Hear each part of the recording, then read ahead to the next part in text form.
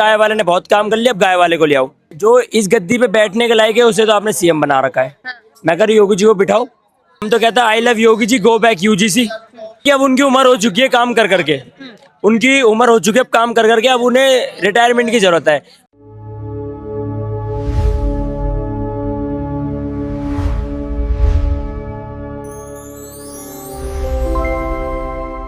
क्या नाम हुआ आपका? माधव बजरंगी। हाँ, कहाँ के रहने वाले हैं आप? मैं वैसे उत्तराखंड का रहने वाला हूँ, पर मैं गाजियाबाद में यहाँ पर रहता हूँ। पढ़ाई वगैरह करते हैं? जी, क्या पढ़ते हैं? मैं 12th का स्टूडेंट हूँ। 12th के स्टूडेंट हो। यहाँ पर किस लिए आए हैं? शामिल होने के लिए आंदोलन में? जी, अपने भाइयों को समर्थन करने, भाइयों को ही नहीं, जो सारा समाज है सबका समर्थन करने के लिए यहाँ पर हम पहुंचे हैं। हम आरक्षण के विरोध में नहीं है हम लोग आरक्षण के, हम ये कह रहे हैं कि आरक्षण उस व्यक्ति को मिलना चाहिए जो उसके काबिल है।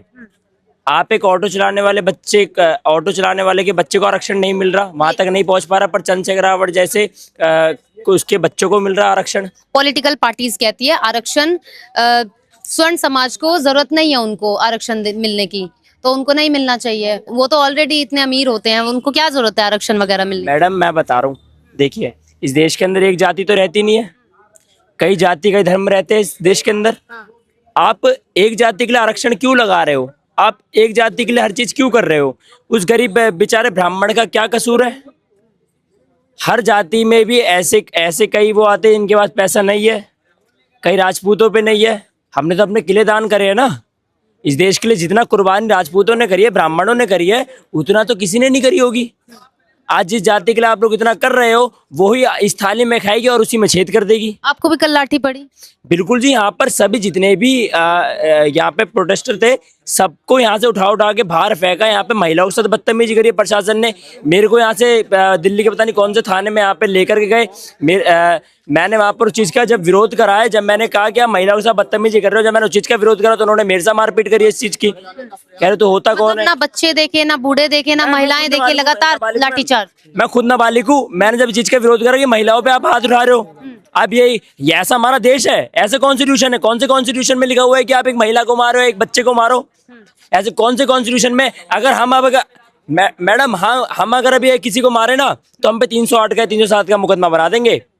पर हमने भारतीय सेना का सम्मान रखा, पुलिस का सम्मान रखा, इस देश का नागरिक होने के तहत पे हमने सबका सम्मान रखा, इसलिए हमने उल्टा वार नहीं करा।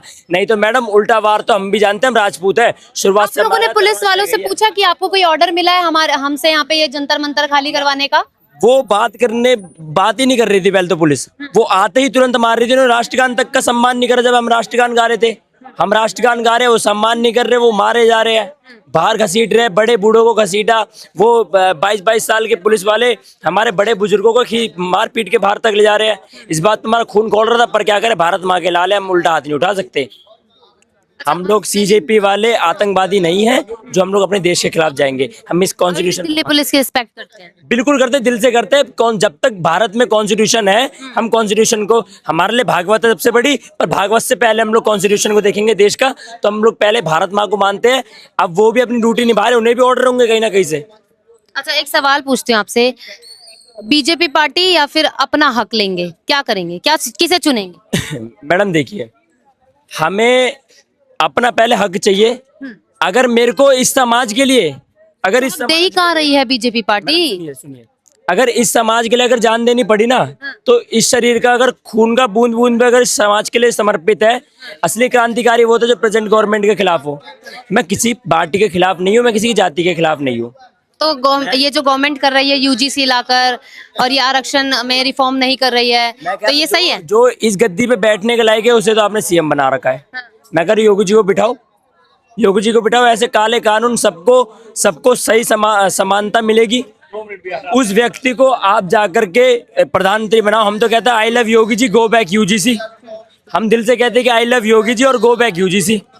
हम तो योगी जी को गो बैक मोदी जी के भी नारे लग रहे थे, मोदी जी को हटाना चाह रहे हैं? देखिए, अब उनकी उम्र हो चुकी है काम कर करके, उनकी उम्र हो चुकी है काम कर करके, अब उन्हें रिटायरमेंट की जरूरत है।